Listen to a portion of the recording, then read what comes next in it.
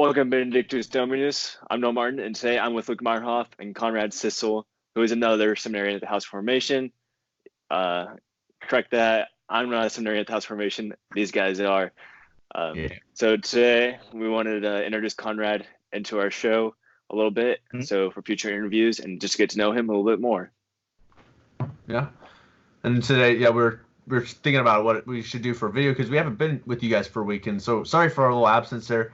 We were also trying to get back into school, which we're back into, and I'm in my new room. I'm in a kind of a new environment, so kind of getting back used to the flow of being back at the seminary.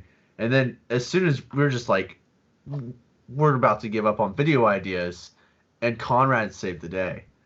Yeah, I literally just walked into the room, and they're like, "Hey, can you just join us for the video?" And so that's what happened. So here we are. On the big spreadsheet, there was like something about bringing a seminary guest on the show. Yep. So it's like, yeah, I think this will be a good time to introduce yourself. Yeah, sounds good. Sounds good to me. Yeah. Who are you?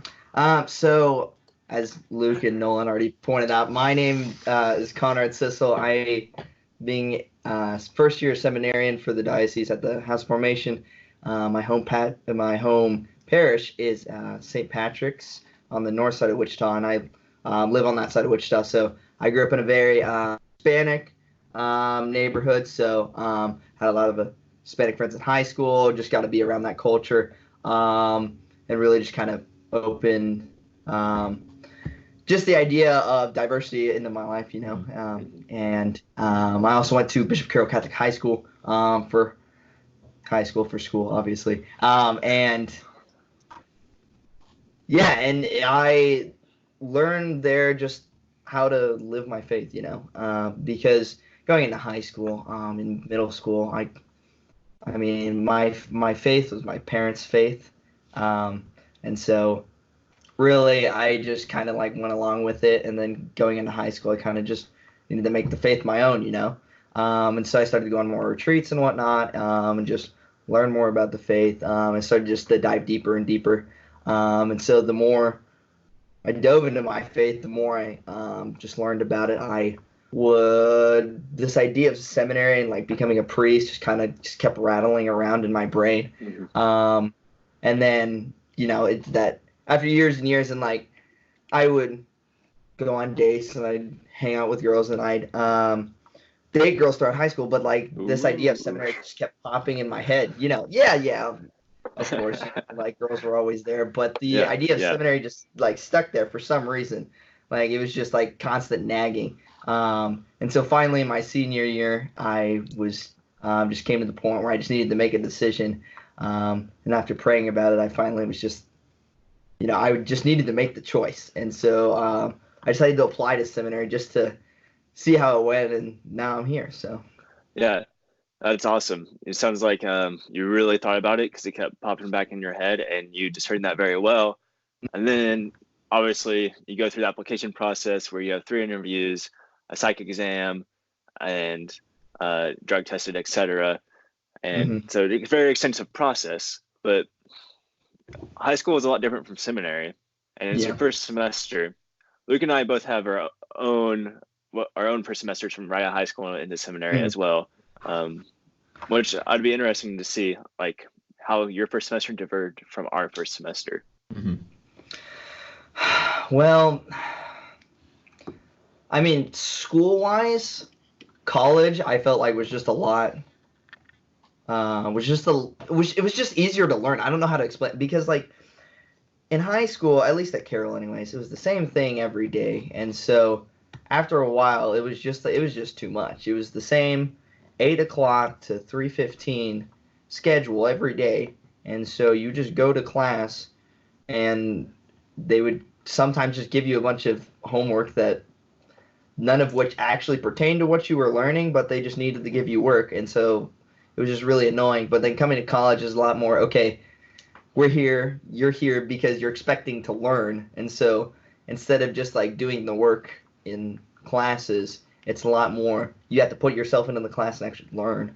And so you're just able to just apply yourself more, which I found really just good about the college aspect of seminary. Absolutely. I saw more along the lines of just a carrying on of high school, like kind of what you said, because it kind of took high school to the next level, but at the same time, like Capon, I just realized I'm the only Capon guy in this chat. Oh, this is scary. You asked me that. You asked me that like 3 years ago. I would have been like, You I would guys have been. lost last night in basketball. We did. Yeah, I forgot about that. Yeah. Carol, See, I'm not even. Carol, yeah. Did they wipe the Carol floor won. with them? I don't know the score, but I know the girls won and then the boys won. All right. Varsity, yeah. 2 or 3 years ago, I would have been all mad about that, but now I'm okay with it. I'm all right. I'm all right with it. Carroll's a good school. Capon's a good school. We know which one is better, but they're both good schools, both Catholic. But anyways, Andale. Okay. Isaac isn't here yet, so he'll be on the show eventually, maybe. Yeah. But anyways, Capon, gave me that baseline how to handle, because Capon's actually a little different than Carroll because we don't have the same classes every day. We have block scheduling, and so I was able to transition a little smoother into college where we don't have the same thing every day. So, but the fact that I had to carry my own responsibilities on my own, not being constantly prodded by teachers, that was different, and I had to kind of meander my way through it all, which was was challenging, but it was good. But it's nice to have the stability of the house too. We have our structure, we have our prayer, we have times that we need to be in class, and then like if we have any free time, we can hang out with the guys or just be with guys, talk with them if something's going on, or if we need help with something, especially with all the philosophy stuff that we have to do. Some of it makes no sense sometimes, and you just got to talk with somebody about it in order for any of it to make sense. Yeah. Absolutely. But how was the transition from like the high school life where you're, I don't want to just say the high school life, but like, the high school lifestyle where you hang out, you go to work, if you have a job, you hang out with friends on Friday nights. How's that been different? Has it been better, worse, neutral? One of the things that kind of stinks just because I don't get to see my friends whenever I want, partially because a lot of my friends are off doing all their own things. One of my friends is doing net ministries, for example. Others of them are out at college at different universities. But one of the things that I noticed especially is that having the stability. I already said the stability of the house, but also just being with the guys and being in community. That's just having like that solid foundation. Really helped me to just be not necessarily at peace, but just like calm about the situation. Just be less stressed about what was going on because when going to different classes, like I didn't know Newman University, the campus at all. Granted, it's not a big campus, so it wasn't that hard to get used to, but having other guys that are in the same classes, it made me less stressed of like, which class do I have to go to next? Like, what's going on? Yeah. We move in herds. Yeah, we do move in herds. You guys see, do. Like 4 or 5 of us going across campus. So. Yeah. I have to speak third party now, or not as first person seminarian. I'm moving herd. I was a part of the herd, but I'm no longer a part of the herd. But yet sometimes you are part of the herd when you're walking and going to like the same place. Yeah. Herd mentality. Herd mentality. We'll let you in the herd. Yeah. So what about like expectations of the seminary was like and what it was actually like? Because for me, going in from high school to seminary, like it was almost exactly what I thought it was going to be like, honestly, just from like knowing the other previous seminarians or people who still are in seminary, just hanging out with them at the encounter retreat at Conception, and then just a few of the house guys from like Knights of Holy Queen and a few things like that. It was like, okay, here are my expectations, and like I went in and that's like, oh, that's what seminary was like. It wasn't like everyone's like walking in the hall is praying the rosaries 24/7. Yeah. Yeah. So how do I put this? I mean, in high school, I was friends with some seminarians, and being able to go, we had a come and see night for high schoolers, and so when I was a senior, I was invited to come to the house and just hang out with the guys. But honestly, I had no idea what to expect, just because I never seen like what day-to-day life is like. I mean, whenever I had questions for Father Chad in my interviews, he would answer my questions, but that didn't give me like the full scope of it. Mm. And part of that's because I just kind of like have to experience things in order to know them. That's just kind of just the way I learn. I'm more hands-on, more Yeah. like if So- somebody tells me, I just What were you So saying? when you came to the come and see night, you saw me demolishing everybody in ping pong. You're like, oh, I can't play ping pong there because no one will beat me. So before I came to the house, I had only played ping pong twice in my lifetime. Like actually played ping pong. And so I've gotten better. Granted, I'm nowhere near as good as both of you. Just because I haven't had as much experience, but like, yeah, I mean, I'm getting better. At least I'm better than some of the guys. That's all I care about. So I have to have a little competitiveness. yeah. But yeah. I know for What about me, you? like, oh, go ahead. I was asked, what about you, Luke? Oh, I was literally about to say or never mind. Yeah. Yeah, for me, I honestly don't remember what my expectations were.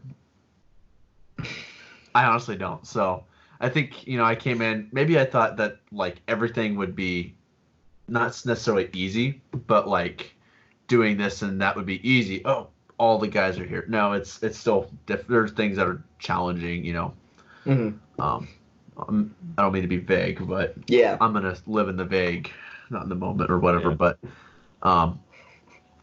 yeah, I don't know. What's your favorite thing to do in seminary?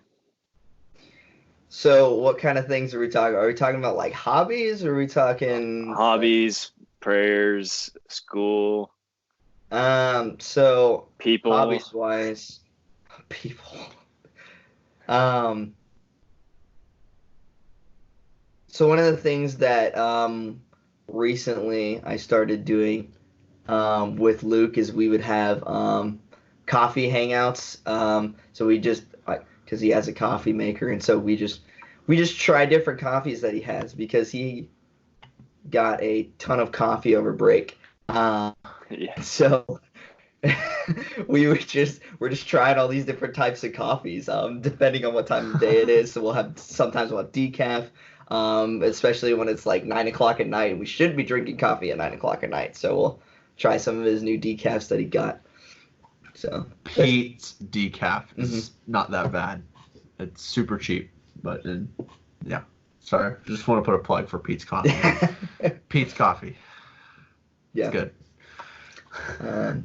And hobbies wise, one of my favorite hobbies is disc golf, which I know both of you know that, but Oh, I've been playing for almost a year and a half now, and so I have gotten a lot of discs. I got like 20 over break by going into ponds that people throw their discs in, because they don't want to go get them because it's cold in the winter, and so they're not going to go into that cold water and get it, because most people just don't care. So I'll go in with my waiters and get those people this. If they have phone numbers on them, I'll call them. And if they really don't care, or they didn't put their numbers on them, I just keep them, because how am I going to figure out whose disc it is, Mm-hmm. Yeah. So that's how I play, actually. Most of my discs that I have found. So people were generous enough to lose them for me to play disc golf. Yeah. That's awesome. For some final remarks, who's going to win the big AFC game this weekend? Oh, 100% going to be the Chiefs. Luke? I mean, I know who I'm rooting for. I'm rooting for the Chiefs. And I want the Chiefs to win. But I'm really scared of this guy named Derrick Henry, the running back for the Titans. He honestly scares me a little bit. He might put a little The semi-truck? Yeah, he's a mini literally a Marshawn truck. Lynch. He's a mini Marshawn Lynch in my opinion. Yeah. He just doesn't go down. So I'm predicting the Chiefs are going to win, but it'll be a close game. Same. I'm a Chiefs fan. Been a Chiefs fan for the past all of my life, 20 years. I've watched them go to the playoffs many times and then end up losing. So hopefully, I want them to win so bad. Mm-hmm. But if they don't, I guess I can wait another 20 years. But I really don't want to wait another 20 years. We see the thing is my spiritual director, he's a humongous Chiefs fan, like huge. Like he has in his, I'll go to his office and have spiritual direction with him, and in the back, like he's sitting right here, and like behind him and like to the right is this double bobblehead with the Chiefs mascot and Patrick Mahomes just bobbling away. And he's you know, he's in his upper 60s, and he's like, the Chiefs, they have to win this year. They have to win it. Like I was 9 when they won she's like, I was 9 when they won the Super Bowl last. And I'm like, this is literally Simeon right here, because I think the Super Bowl is in early February and the presentation of our Lord is in early February. But anyways, that's gonna be perfect. Oh my god. Okay, something about your spiritual director. Rumor has it that on the back of his glass eyeball, there's a Chiefs logo. Yes, that's a rumor. I've actually heard that it's disproven, but I'm gonna ask him sometime. I'll ask him. Okay. We'll get back to you guys on that answer. Absolutely. I think this is a good episode. I think we'll definitely have to bring you back on sometime. All the way down the hall. It's one of the longest treks. I'm all the way at the end of the hallway now, so people really have to want to see me to come see me. But anyways, that wraps it up for today. Thank you for watching. Make sure if you like this video, subscribe, like, comment, hit the bell. We want to hear from you. Who do you guys got going for the Chiefs game today? I hope it's the Chiefs, but if you want to throw the reason why you think the Titans are going to win, hit me up. Hit us up. Let's hear it. Let's hear a little dialogue about this. I think content-wise, we're hoping to shoot out about once a week. Our schedules are pretty busy now that we're in school, so school and the house, for us, the house is one of our most important priorities. And no offense, or not saying Benedictus Dominus isn't, but we'll hopefully get something out once a week. Any last things, Nolan, that you got? Did you already mention the Q&A? No, I did not. Yeah. We really want to hear from you guys. I want to know more, to answer more, to tell you guys more about us and give you more feedback from our perspective, etc. So visit the Q&A down in the link in the description. Yeah, link in the description. And hopefully we can get back to all your questions. Absolutely. All right. That was good. That's awesome. Until we see you again, God bless. Stay safe. Pray hard. Benedictus Dominus. Deo gratias. Deo gratias.